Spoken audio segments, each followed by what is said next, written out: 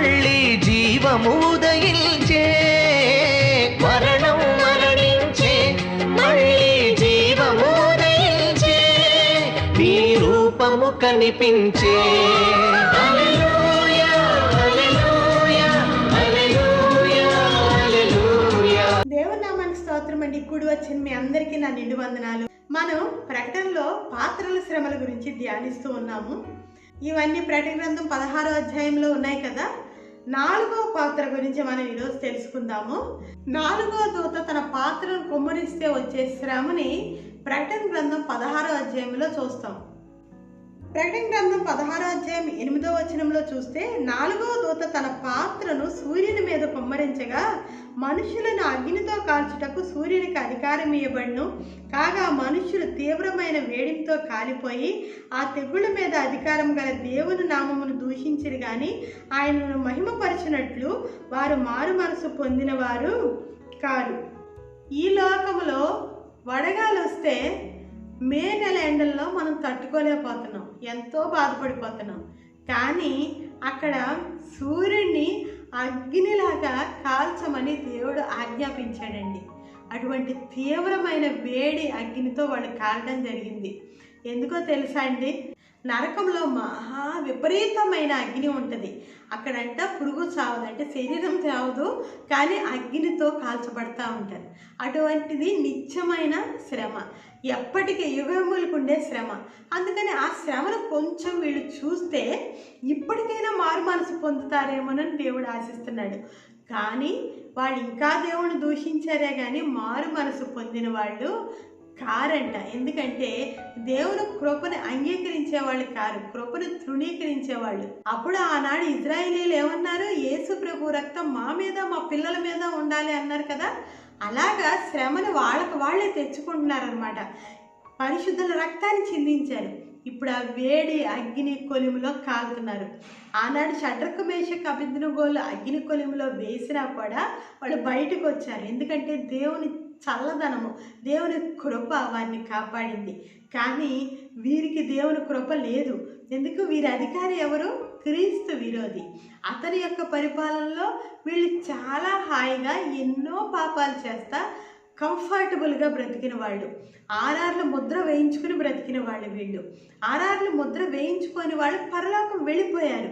కానీ వాళ్ళందరినీ చంపి ఆ రక్తాన్ని చిందించి వారిని కాల్చి అగ్నితో కాల్చి వీళ్ళు వాళ్ళకు పెట్టిన బాధనే ఇప్పుడు వాళ్ళు అనుభవించడం జరుగుతుంది. అయినా కూడా ఆయన కృపతో ఆ యొక్క శ్రమ ఏంటో చూపిస్తున్నా కూడా వాళ్ళు మాత్రం మారు మనసు పొందిన వాళ్ళు కారంట. ఇక 5వ శ్రమకు వస్తే ప్రకటన గ్రంథం 16వ అధ్యాయం 10వ వచనంలో చూస్తే 5వ దూత తన పాత్రను ఆ క్రూర మృగం యొక్క సింహాసనం మీద కుమ్మరించగా దాని రాజ్యము చీకటి కమ్మెను. మనుషులు తమ కలిగిన వేదనను బట్టి తమ నాలుకలు కరుచుకొనిచుండిరి. తమకు కలిగిన వేదన బట్టి పుండ్లను బట్టి పరలోకమందున దేవుని దూషించిరి గాని తమ క్రియలు మారు మనసు పొందిన వారు కారు. చీకటి అంటే ఏంటండి? చీకటి కార్యాలు అంటే అపవిత్రమైన క్రియలు. ఎవరికి కనిపించకుండా ఒక క్రియ చేయాలి అని ఎప్పుడు అనుకుంటాడు మనిషి? అది తప్పు అయితేనే దాన్ని చీకట్లో చేయాలనుకుంటాడు. కొంతమంది అనుకుంటారు ఈ 4 గోడల మధ్య మేము చేసే పని ఎవరికి కనిపించటం లేదు అనుకుంటారు. కానీ తీర్పు దినాన 4 గోడలే సాక్ష్యం ఇస్తాయండి. మీరు చేసిన ప్రతి అపవాది క్రియ, అవినీతి క్రియ ఎవరికి తెలియట్లేదు అనుకుని డబ్బులు తీసుకుంటున్నారేమో, అవినీతి కార్యాలు చేస్తున్నారేమో, అక్రమార్జనలు సంపాదిస్తున్నారేమో, అక్రమార్జన ఎక్కడో తవ్వి పాతి పెడుతున్నారేమో. కానీ ఏ గోడ, ఏ యొక్క సీలింగు లేదంటే ఎక్కడ దాచావో అవే చెప్తాయంట. ఎందుకంటే దేవుడు చెప్పాడు కదా, ఈ రాళ్ళు కూడా దేవుని స్తుతిస్తాయని, వాటికి కూడా నోరిస్తాడు. అవే సాక్ష్యం చెప్తాయి. ఇటువరకు శరీరాన్ని చూపించడానికి సిగ్గుపడేవాళ్ళు, కానీ ఈనాడు చీకటి క్రియ చేయడానికి ఎవరికి ఏమాత్రము సంశయం లేదండి. వాళ్ళు చీకటిలో చేయటం లేదు, వెలుగులోనే చేస్తున్నారు, వెలుగులోనే అడుగుతున్నారు, దర్జాగా లంచాలు అడిగి తీసుకుంటున్నారు. అలాగే ఈ యొక్క అక్రమ సంపాదనతో వాళ్ళ కడుపులు నింపుకుంటున్నారు, అనేక కోట్ల ఆస్తులు సంపాదిస్తున్నారు. కానీ ఒకనాడు నీకు తీర్పు ఉంది. కానీ ఈనాడు సామాన్య ప్రజలు కూడా శరీరాన్ని చూపించుకుని తిరగడానికి ఏ మాత్రము సిగ్గుపట్టలేదు. సెలబ్రిటీస్ అయితే సరే. దీనివల్ల ఈ యొక్క చీకటి అనేది వెలుగులోకి వచ్చేసిందండి. రాత్రి జరిగే పని పగటికి వచ్చేసింది. మేము పగటి వారం అనుకుంటూ చీకటి పనులు చేస్తున్నారంట చాలామంది. ఇలాంటి వారికి తీర్పు. ఆనాడు ఐగుప్తులో కూడా చీకటి కమ్మింది. చీకటి కమ్మినప్పుడు ఎవరికి కనీసం వాళ్ళు ఉన్న స్థలంలోంచి కూడా లెగిసి నడవలేకపోయారంట. ఇక్కడ కూడా అలాంటి చీకటే. ఇది ఐగుప్తు తెగులు లాంటి చీకటినే ఇక్కడ కూడా దేవుడు ఇస్తున్నాడు. అప్పుడంటే వాళ్ళు నాలుకలు ఖర్చుకుంటున్నారంట. అంటే నాలుకను కూడా వాళ్ళ స్వాధీనంలో లేదు, ఖర్చుకుంటున్నారంట. అటువంటి చీకటిలో వాళ్ళు చిక్కుకుపోయారనమాట. ఏ చీకటినైతే నువ్వు ప్రేమించావో, ఏ చీకటి క్రియనైతే నువ్వు ప్రేమించావో అదే చీకటి నీకు అక్కడ బహుమతిగా ఇవ్వబడింది. అందులోనే బ్రతకమని దేవుడు అక్కడ శాసించాడు. అంటే ఇది సొదొమ గొమొర్రాల పాపపు స్థితి ఈనాడు వచ్చేసింది. అంటే అంత్య దినాలండి. అంత్య దినముల్లో మనం ఉన్న సంగతి మర్చిపోకండి. అంత్య దినముల్లో అంట సజ్జన ద్వేషులు, తల్లిదండ్రులకి అవిధేయులు, అపవాదులు, అపవిత్రులు, అజిసేంద్రియులు అని పౌలు ఎంత చక్కగా వీళ్ళ గురించి చెప్తాడు. వీళ్ళంతా ఇలా బయటపడ్డారు అంటే, సొదొమ గొమొర్రాల పాపము బయటపడింది అంటే ఇది అంత్య దినాలని గుర్తుపెట్టుకోండి. అక్రమ క్రియలు జరిగే దినాలని గుర్తుపెట్టుకోండి. దేవుడు అక్కడ సమీపంగా ఉందని గ్రహించండి అంటాడు పౌలు. అందుకే చెప్తున్నానండి, ఈ దినాల్లో దేవుడు అక్కడ చాలా సమీపంగా ఉంది. అందుకనే వాళ్ళకి దేవుడు ఏమిచ్చాడు? చీకటి క్రియలను ప్రేమించారు కదా, మీకు చీకటే తగిందని చీకటిని ఇవ్వడం జరుగుతుంది. వీరు ఆరార్ల ముద్ర వేయించుకొని ఈ యొక్క చీకటి క్రియలన్నింటిలో ఎంతో చక్కగా పాలిపంపులు తీసుకుని ఎంతో ఎంజాయ్ చేశారు లైఫ్ని. ఇప్పుడు ఆ చీకటినే వాళ్ళకి పగలు రాత్రి ఇచ్చేసరికి వాళ్ళ నాలుకలు కొరుక్కుంటున్నారంట.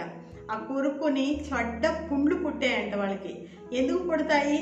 ఆ చీకట్లో ఏవో దెబ్బలు కొట్టుకుని ఉంటారు, చెడ్డ పుండ్లు పుట్టాయంట. మీకు ఒక ఆశ్చర్యకరమైన విషయం చెప్పనా? మరి మొత్తం చీకటి ఉండాలంటే ఆర్టిఫిషియల్గా మనం ఎన్నో టార్చ్ లైట్స్ ఉంటాయి, సెల్ ఫోన్స్ ఉంటాయి, ఎన్నిట్లో లైట్ వేసుకోవచ్చు. బహుశా పవర్ చాలా భయంకరంగా పోతుందేమో, ఎక్కడి నుంచి కూడా ఛార్జింగ్ చేసుకోవడానికి ఏ అవకాశమో ఉండదేమో. అటువంటి భయంకరమైన స్థితిలో మీరు ఉండగలరా? ఐగుప్తీయులు 3 దినాలు ఉన్నారు, వాళ్ళకి విడుదల వచ్చింది. మోషే ప్రార్థన చేశాడు, వాళ్ళకి విడుదల వచ్చింది, మళ్ళీ వెలుగు వచ్చింది. కానీ మీకు ఆ రోజు ప్రార్థన చేయడానికి ఎవరుంటారు? ఆల్రెడీ పరిశుద్ధాత్మ ఎత్తబడ్డాడు కదా. ఎందుకంటే పరిశుద్ధాత్మ ఈ క్రీస్తు విరోధి రాకుండా అడ్డగిస్తున్నాడంట. అప్పటికే క్రీస్తు విరోధి పాలన 3.5 సంవత్సరాలు జరిగిపోయిందిగా. అంటే పరిశుద్ధాత్మ ఎత్తపడ్డాడు. అప్పుడు ఎవరు రక్షిస్తారండి మిమ్మల్ని? 6వ పాత్ర శ్రమ గురించి ప్రకటన గ్రంథం 16వ అధ్యాయంలో ఉంటుంది. ప్రకటన గ్రంథం 16వ అధ్యాయం 12వ వచనంలో చూస్తే 6వ దూత తన పాత్రను యూఫ్రటీస్ అను మహానది మీద కుమ్మరించగా తూర్పు నుండి వచ్చు రాజులకు మార్గము సిద్ధపరచబడినట్లు దాని నీళ్లు ఎండిపోయాను. మరియు ఆ ఘటసర్పము నోట నుండి, క్రూర మృగము నోట నుండి, అబద్ధ ప్రవక్త నోట నుండి కప్పల వంటి 3 అపవిత్రాత్మలు బయలు వెడలగా చూచితిని. ఈ 6వ పాత్ర కుమ్మరించబడినప్పుడు అక్కడి పక్కన సైతాను కూడా తన యొక్క క్రియ జరిగిస్తున్నాడండి. ఎందుకంటే ఇక్కడ ఒక మహాయుద్ధానికి తెర తీయబడుతుంది. అంటే ఆ యూఫ్రటీస్ నది ఎండిపోయినప్పుడు తూర్పు నుంచి రాజులు రావడానికి ఒక అవకాశం వస్తుంది. అదే సమయంలో 3 కప్పల వంటి ఆత్మలు వచ్చాయంట. ఎక్కడి నుంచి వచ్చాయంటే ఘట సర్పము అంటే సైతాన్ నోటి నుంచి, క్రూర మృగం అంటే క్రీస్తు విరోధి నోటి నుంచి, అలాగే అబద్ధ ప్రవక్త నోట నుంచి 3 కప్పల వంటి ఆత్మలు వచ్చాయంట. అంటే ముగ్గురు కలిసి త్రిత్వంలాగా, ఇది ఏంటంటే సైతాన్ యొక్క త్రిత్వం పని చేస్తూ ఆ మహాయుద్ధానికి ఎంతమంది రాజుల్లో ప్రేరేపించి దేవుని యొక్క జనులకు వ్యతిరేకంగా తీసుకురావడం జరుగుతుంది. అంటే హెర్మెగెద్దోన్ అనే మహాయుద్ధము అక్కడ స్టార్ట్ అవడానికి 6వ దూత పాత్రను కుమ్మరించినప్పుడు ఆ యుద్ధం మొదల్లోనికి వస్తుంది. ఇలాగేనండి ఈ అపవిత్రాత్మలు మనల్ని ఎంత ప్రేరేపిస్తున్నాయో చూసారా? వాటి నోటి మాటలోనే అపవిత్రాత్మ ఉందంట. కప్పల్లాగా బెక్కబెక్కలాడతాయంట. మాటతోనే అంతా అయిపోద్దా అని మీరు అడగచ్చు. అవ్వను శోధించినప్పుడు అంతా మాటతోనే అయిపోయింది కదండి. ఇది నిజమా అని సందేహం పెట్టి మీరు దేవునిలాగా అయిపోతారు కదా, అందుకని దేవుడు ఈ పండు తినద్దన్నాడేమోననే ఒక అనుమానాన్ని అవ్వలో రేపెట్టించడానికి సైతాను వాడింది మాటే కదా. సర్పం నోట్లో నుంచి వచ్చిన ఆ మాటే కదా. ఆ మాటతో అనేకులు రెచ్చగొట్టి తీసుకొస్తాడంట. మీరు అపవాది మాట వింటున్నారా, దేవుని స్వరాన్ని వింటున్నారా? అపవాది మాట కప్పలాగా చూసారా, మనం ఎక్కడున్నా కూడా కప్ప బెకబెకలాడుతుంటే ఎంత డిస్టర్బెన్స్గా వాయిస్ వినిపిస్తూ ఉంటుంది. మనం ఏమీ చేయలేక చాలా బాధపడుతూ ఉంటాం. అదే దేవుని స్వరం అనుకోండి, అది మెల్లనైన స్వరం అంట. చూసారా, ఏలియాకి వినిపించింది కదా, అది భూకంపంలోనూ మెరుపుల్లోనూ ఉరుముల్లోనూ రాలేదు, కానీ మెల్లనైన స్వరముతో దేవుడు సమాధానంగా ప్రశాంతతలో మాట్లాడాడంట. దేవుని స్వరం మీరు ఎప్పుడైనా గలుగుతారంటే మీ హృదయంలో ప్రశాంతత ఉండాలండి. చింతలంట ముళ్ళు లాంటి అంట. మీరు అంత చింత యావత్తు మీద వేసుకొని మీరే చింతపడుతూ ఉంటే దేవుని మెల్లనైన స్వరం మీకు వినబడదు. దేవుని మెల్లనైన స్వరం వినాలి అంటే ఆయన సమాధానం మీ హృదయానికి కావలి ఉండాలి. అంటే దేవుడు భయపడకు అని చెప్పిన ఆ మాటను మీరు వినాలి. ముందు భయపడడం మానేయండి, పరిస్థితులను బట్టి భయపడడం మానేయండి, దేవునికి భయపడండి, దేవుడిచ్చే శిక్షకు భయపడండి, పాపం తర్వాత వచ్చే శిక్షకు భయపడండి. కానీ మంచి చేస్తూ మీరు ఎవరికీ భయపడాల్సిన అవసరమో లేదు. ఏ మనిషి కూడానండి ఈ శరీరానికి కీడు చేయగలదేమో, కానీ షడ్రకు మేషకు అబేద్నెగోలు ఏం చెప్పారు, ఒకవేళ అగ్నిలో మీరు పడవేస్తే అగ్నిలో కాలిపోయినా పర్వాలేదు, కానీ మేము దేవుని వ్యతిరేకమైన క్రియ చెయ్యము, మీరు చెప్పిన విగ్రహానికి మేము మొక్కము అని చెప్పారు. వాళ్ళు కాలిపోయారా? నిజంగా కాలిపోయినా పర్లేదు, దేవుడి దగ్గర ఉండేవాళ్ళు. కాలిపోలేదు కాబట్టి సాక్షులుగా ఈ లోకంలో ఉన్నారు. అందువల్ల మనకి జీవితంలో వచ్చిన తేడా ఏమీ లేదు. కానీ ఈ దెయ్యముల ఆత్మలు, ఈ కప్పల ఆత్మలు చెప్పే మాటలు నమ్మితే మాత్రం మీ శరీరాన్ని మీరే పాడు చేసుకుంటారండి. బాలాకు రాజు ఏం చేశాడు, బిలాముని దేవుని బిడ్డలకు వ్యతిరేకంగా శపించమన్నాడు. అతడు శపిద్దామని వచ్చినా కూడా దేవుడు అతన్ని శపించనివ్వలేదు. అప్పుడు అతను ఒక సలహా ఇచ్చి వెళ్తాడు బిలాం రాజుకి. అదేంటంటే, వీరిని వ్యభిచరించినట్లుగా చేయండి, అవినీతిపరులుగా మీరు చేయగలిగితే దేవుని యొక్క ఉగ్రత వారి మీద ఆటోమేటిక్గా కుమ్మరించబడుతుంది, దేవుని దీవెనలు వాళ్ళు పోగొట్టుకుంటారు అని సలహా ఇవ్వడం జరుగుతుంది. అంతేనండి, మనం ఎప్పుడు మనం చేసే పనులు ఇవన్నీ కూడా సైతాను ప్రేరేపణతో జరుగుతాయి. ఫలానా అతను ఈ విధంగా డబ్బులు సంపాదించుకుంటున్నాడు, మంచిగా మేడలు కట్టుకుంటున్నాడు, నీకేమైంది, నువ్వెందుకు సంపాదించుకోకూడదు, నువ్వు అదే పరిస్థితుల్లో ఉన్నావు కదా అని చెబుతాడు సైతాను. కానీ వాడు చెప్పడం వరకే. కానీ నీ దేహాన్ని పాడు చేసుకుని ఆ పాపంలో పడిపోయేది నువ్వే కదా కీడు శ్రమ బాధని తెచ్చుకునేది. అందుకని ఈ కప్పల యొక్క ఆత్మల యొక్క స్వరాన్ని గ్రహించండి. వాడంట సైతాను భయపెట్టినా లేదంటే ఇలా భ్రమ పెట్టినా వాడు గర్జించు సింహం వలే అంటాడు, కానీ నిజమైన సింహం కాదు. వాడు మిమ్మల్ని ఏమీ చేయలేడు. నీ స్వయంగా నీ దేహానికి పాడు చేసుకునేది నువ్వే. దేవుడు చాలా త్వరగా వస్తున్నాడు, కానీ చెప్పిరాడండి. దొంగ చెప్పి వస్తాడా? మరి 16వ అధ్యాయం 16వ వచనంలో ఏముంటుంది, నేను దొంగలాగా వచ్చుచున్నాను అంటాడు. దొంగ చెప్పొస్తాడండి ఇంటికి? రాడు కదా. ఆయన వచ్చే సమయం మనకి తెలియదు. అది రాత్రి అవ్వచ్చు, పగలవచ్చు. ఇద్దరు తిరగలు విసురుతున్నారంట, ఒకళ్ళు కొనుక్కోబడ్డారు, ఒకళ్ళు ఉన్నారు అంటే అది పగలవ్వచ్చు. ఇద్దరు నిద్రిస్తున్నారంట, ఒకళ్ళు కొనుక్కోబడ్డారు, ఒకళ్ళు ఉంచబడ్డారంటే అది రాత్రి అవ్వచ్చు. ఏ సమయాన్ని వస్తాడో మెలకువగా ఉండి కనిపెట్టుకొని తన పాత్రను కాపాడుకుని వాడు ధన్యుడు అన్నాడు. అందుకని ప్రకటన గ్రంథం 16వ అధ్యాయం 16వ వచనంలో చూస్తే, ఇదిగో నేను దొంగవలే వచ్చుచున్నాను, తాను దిగంబరుడిగా సంచరించుచున్నందున జనులు తన దిశములను చూతిరేమో అని మెలకువగా ఉండి తన వస్త్రమును కాపాడుకునివాడు ధన్యుడు. సాధు సుందర్ సింగ్ గారి పరలోక దర్శనాల్లో ఆయన ఒక దర్శనం చూశాడంట. అందులో ఒక దొంగ నేను కూడా పరలోకం వస్తానని దేవదూతలతో వాదించడం మొదలు పెడితే దేవుడు సరే రానిమ్మని చెప్తాడు. తీరా ఆ దొంగ ఆ పరలోకంలోకి రాగానే తన దిగంబరత్వం తెలుస్తుంది అతనికి. అతనే పారిపోయి నరకంలో పడిపోవడం జరుగుతుంది, చీకటిలోకి వెళ్ళిపోవడం, అగ్నిలోకి వెళ్ళిపోవడం జరుగుతుంది. అందుకని నేను అంటున్నాడు దేవుడు, నువ్వు వస్త్రములు ధరించుకున్నాను అనుకుంటున్నావు, కానీ నువ్వు దిగంబరుడివే అంటున్నాడు కదా. ప్రకటన గ్రంథంలో సంఘానికి చెప్పినప్పుడు చెప్తాడు, నువ్వు దిగంబరుడివే, వస్త్రం కలిగాని అనుకుంటున్నావు, నువ్వు ఇప్పుడు ఎంతో గొప్ప వస్త్రాలు వేసుకున్నావు అనుకుంటున్నావు, కానీ దేవునికి, దూతలకి, పరిశుద్ధులకి, పైన వారికి నువ్వు ఎలా కనిపిస్తున్నావు? దిగంబరుడిగా కనిపిస్తున్నావు అంట. అందుకని నీ దిశములను కాచుకోవడానికి వస్త్రాన్ని దేవుని దగ్గర కొనుక్కుంటే ధన్యులంట. నీ జీవితాన్ని దేవుడు కొన్నాడండి పరిశుద్ధ రక్తంలో. కానీ రక్షణ పొందావు, మళ్ళీ అతిక్రమం చేసావు, దానితో ఆ వస్త్రాన్ని పోగొట్టుకున్నావుగా. వెళ్ళి కొనుక్కో, మళ్ళీ కొనుక్కో, దేవుడి దగ్గరికి వెళ్ళి అడుగు. పండమంటే ఏంటి?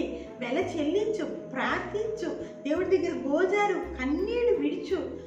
ఆ యొక్క పాపాన్ని మళ్ళీ చెయ్యను, ఆ వ్యభిచారాన్ని మళ్ళీ చెయ్యను, ఆ తాగుడు, మద్యము, వ్యసనముల్లో నేను వెళ్ళను, నన్ను రక్షించి తండ్రి అని దేవుడిని అడగండి. అప్పుడు దేవుడు నీ సిగ్గు దాచుకోవడానికి వస్త్రాన్ని ఇస్తాడంట.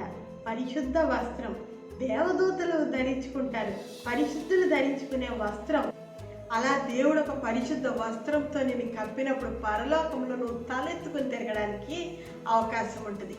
ఇక 7వ దూత బోర ఊదినప్పుడు, ఇది ప్రకటన గ్రంథం 16వ అధ్యాయంలో 17వ వచనంలో ఉంటుంది. 7వ దూత తన పాత్రను వాయుమండలం మీద కుమ్మరించగా సమాప్తమైనదని చెప్పుచున్న యొక్క గొప్ప స్వరము గర్భాలయంలో నుండి, సింహాసనం నుండి వచ్చెను. అప్పుడు మెరుపులు, ధ్వనులను, ఉరుములను పుట్టెను, పెద్ద భూకంపము కలిగెను. మనుషులు భూమి మీద పుట్టినది మొదలుకొని అట్టి మహాభూకంపము కలగలేదు, అది అంత గొప్పది. 7వ దూత బోర ఊదినప్పుడు సమాప్తమైందనే స్వరం వచ్చేసిందండి. చూసారా, దేనికి సమాప్తమైంది? ఒకనాడు యేసయ్య కూడా సిలువ మీద సమాప్తమైనది అన్నాడు. యెహోవా దేవుడు కూడా సమాప్తమైంది అని ఆదికాండంలో మనం చూస్తాం. ఆయన సృష్టి అంతా సృష్టించి సమాప్తమైంది అన్నాడు. యేసయ్య సిలువ మీద తన పరిశుద్ధ రక్తాన్ని చిందించి శ్రమపడి ఈ భూమి మీద ఇప్పుడు పుట్టినవారు, ఇక ముందు పుట్టబోయేవారు అందరి యొక్క రక్షణని సమాప్తం చేసి ముగించాడు. ఎవరైనా కూడా ఆయన పరిశుద్ధ రక్తాన్ని ఆశ్రయించి దేవా నన్ను రక్షించు అని అడిగితే దేవుని రాజ్యంలోకి ఎత్తుకోవడానికి ఆయన సమర్థతని కలిగిస్తున్నాడండి. ఆ కార్యాన్ని అక్కడ సమాప్తమైనది అని చేసి ముగించాడు. మరి ఒక్కసారి ఇక్కడ సమాప్తమైందని స్వరం వినిపిస్తుంది. ఇదేంటంటే ఆయన ఉగ్రతని పూర్తిగా కుమ్మరించాడు. ఆ ఉగ్రతలో కూడా ధైర్యం చూపిస్తున్నాడు. కొంచెం కొంచెం నరకంలో పడే శ్రమలన్నీ చూపిస్తున్నాడు.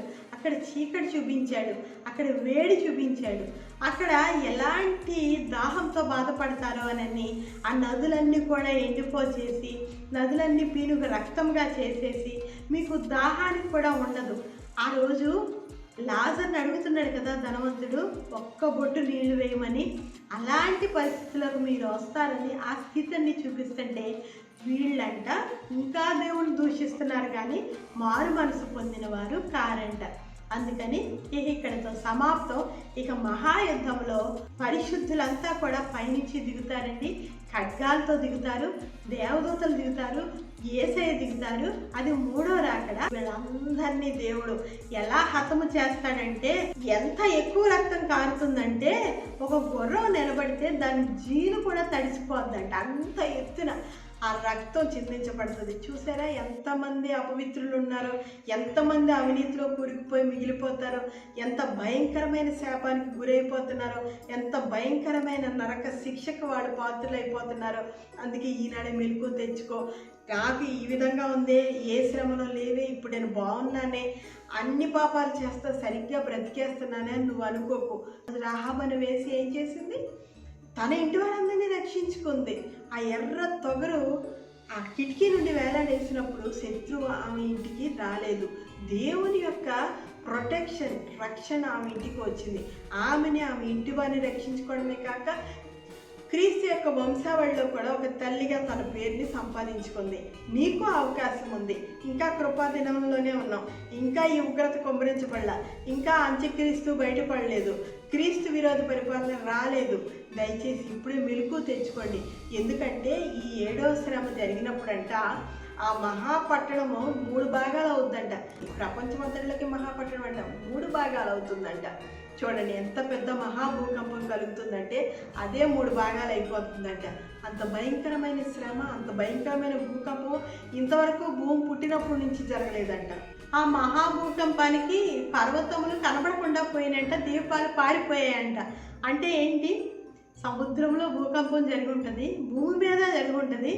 ఈ భూమి మీద జరిగిన భూకంపానికి పర్వతాలన్నీ కూడా చదునైపోయి ఉంటాయి.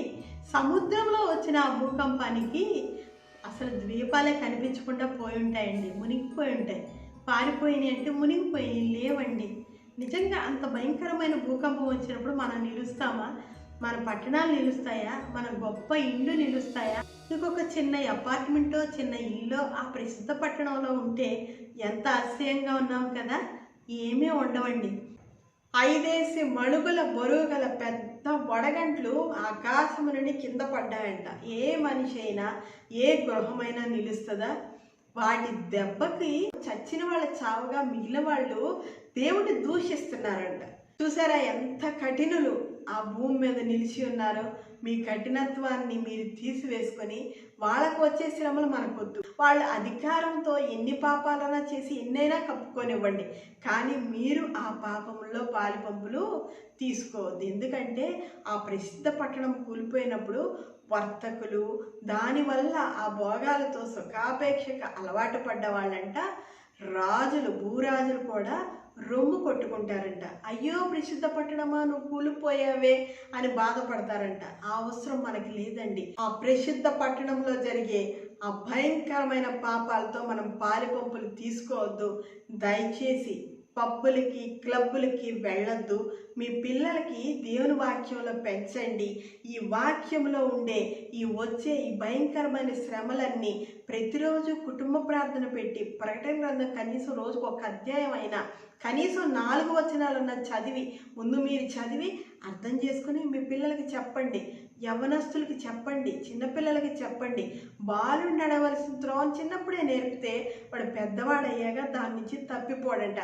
తల్లిదండ్రులకు అవిధేయులైన తరం వచ్చేసింది. అందుకే చిన్నప్పుడే వారికి దేవునిలో పెంచండి, దేవుని భక్తిలో పెంచండి. మిమ్మల్ని భయపెట్టడానికి నేను చెప్పట్లేదు, కానీ రేపు మీరు మీ కుటుంబస్తులు ఈ ఉగ్రత తప్పించుకోవాలని చెబుతున్నాను. దయచేసి మీరు ప్రార్థనాపరులుగా ఉండి మీ పిల్లలకు మాదిరి చూపించి వారు చేసే అక్రమ క్రియలన్నిటి నుంచి వారిని బయటికి తీసుకొచ్చి సెల్ ఫోన్లు ఇచ్చి వాళ్ళని చెడగొట్టద్దండి. ఈ సెల్ ఫోన్స్ వల్ల పిల్లలు చెడిపోతున్నారు. దయచేసి ఆ సెల్ ఫోన్స్ పక్కన పెట్టి మీరు దేవుని యొక్క ఉగ్రతని పాలవకుండా నీ పిల్లల్ని ఇప్పుడే దేవుని ప్రేమలో పెంచుతారని ఆశిస్తూ ఈ యొక్క వాక్యం మీకు ఆశీర్వాదకరంగా ఉంటే దయచేసి ఈ ప్రార్థనలో ఏకీభవించండి.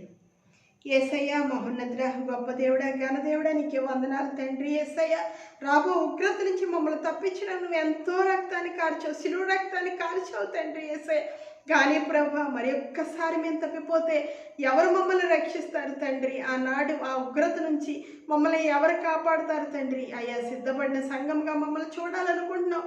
దయచేసి ఇక్కడ కూడుకున్న ప్రతి బిడ్డలో నీవు ప్రవేశించు.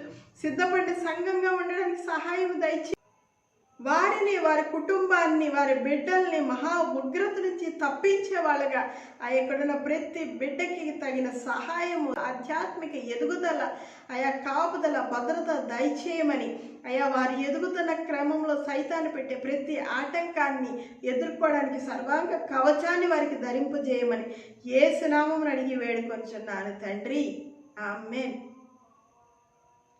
ఈ యొక్క వాక్యాలన్నీ కూడా యూట్యూబ్ ఛానల్లో ఉన్నాయండి. దాని పేరు శాంతి ఒడుగు. ఈ క్రింద రాయబడింది. దయచేసి అందులోకి వెళ్ళి దాన్ని సబ్స్క్రైబ్ చేసి ఈ వాక్యాలు అనేకులకు పంపించండి.